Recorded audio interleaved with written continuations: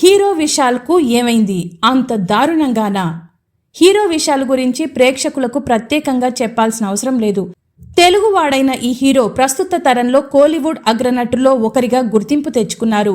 చెల్లమే చిత్రంలో హీరోగా నటించిన ఆయనకు లింగుస్వామి దర్శకత్వంలో వచ్చిన పందెం కోడి మూవీ మాస్ ఇమేజ్ను తెచ్చిపెట్టింది. ఆ తరువాత చేసిన సినిమాలు కూడా మంచి విజయాలు సాధించడంతో తమిళ చిత్ర పరిశ్రమలో ఆయన వెనుదిరిగి చూసుకోవాల్సిన అవసరం రాలేదు. విషయం ఏదైనా సరే మనసులో దాచుకోకుండా ఉన్నది ఉన్నట్లుగా కుండబద్దలు కొట్టినట్లు మాట్లాడటం విశాల్ స్టైల్. ఈ క్రమంలో ఆయన కొన్ని వివాదాల్లో చిక్కుకున్నారు కూడా. అయితే తెలుగువాడైన విశాల్ తమిళనాట జయకేతనం ఎగురవేస్తూ ఉండటం ఇండస్ట్రీలోని కొందరు తమిళులకు కంటగింపుగా మారిందని అంటున్నారు. పలుమార్లు ఆయన జోరుకు బ్రేక్ వేయాలని ప్రయత్నించి విఫలమయ్యారు.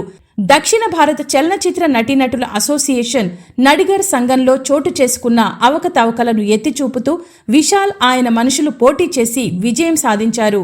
ఆ సమయంలో విశాల్ చేసిన వాడి వేడి విమర్శలతో తమిళ ఫిలిం ప్రొడ్యూసర్స్ కౌన్సిల్ తట్టుకోలేకపోయింది.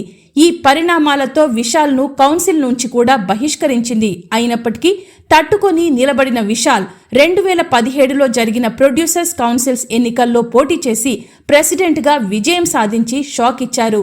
కానీ విశాల్ను పలువురు కోలీవుడ్ సినీ పెద్దలు టార్గెట్ చేస్తూనే ఉన్నారన్న అపవాదు ఉంది. అయినప్పటికీ ఆయన ఏమాత్రం పట్టించుకోకుండా ముందుకే సాగుతున్నారు.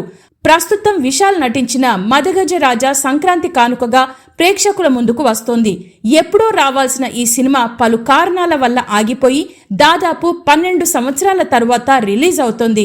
ఈ సినిమా ప్రమోషన్లో పాల్గొనేందుకు వచ్చిన విశాల్ను చూసి అభిమానులు, సినీ ప్రముఖులు షాక్ అయ్యారు. సరిగ్గా నడవలేక, మాట్లాడలేక వణుకుతున్న చేతులతోనే అతి కష్టం మీద మాట్లాడేందుకు ప్రయత్నించిన విశాల్ కనీసం మైక్ కూడా పట్టుకోలేకపోయాడు. దీనికి సంబంధించిన వీడియో సోషల్ మీడియాలో వైరల్ అవుతుండగా అసలు విశాల్కు ఏమైందంటూ చర్చ జరుగుతోంది.